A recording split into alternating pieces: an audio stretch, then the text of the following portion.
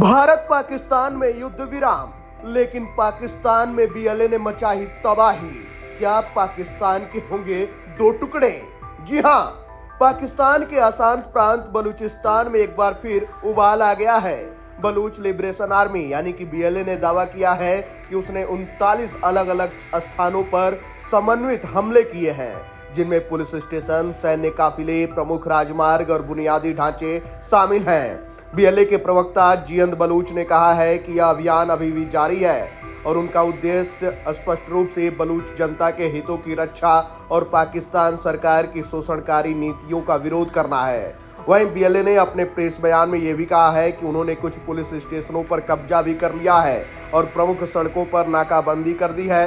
स्थानीय मीडिया और स्वतंत्र सूत्रों से इस दावे की पुष्टि नहीं हो सकी है, लेकिन पाकिस्तान की सेना और अर्धसैनिक बलों की हलचल बढ़ गई है। वहीं स्थिति गंभीर है और राज्य के नियंत्रण की वास्तविकता पर सवाल खड़े हो रहे हैं। बलूचिस्तान पाकिस्तान का सबसे बड़ा लेकिन सबसे गरीब प्रांत है।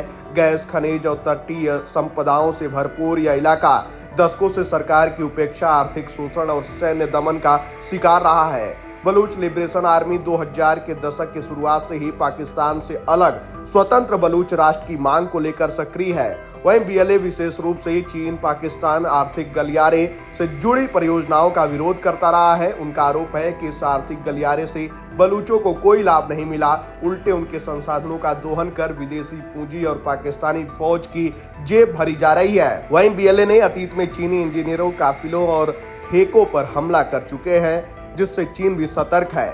वहीं ह्यूमन राइट्स वॉच और एमनेस्टी इंटरनेशनल जैसे संगठनों ने लगातार यह कहा है कि बलूचिस्तान में पाकिस्तानी सेना गायब किए गए लोगों की नीति पर काम कर रही है।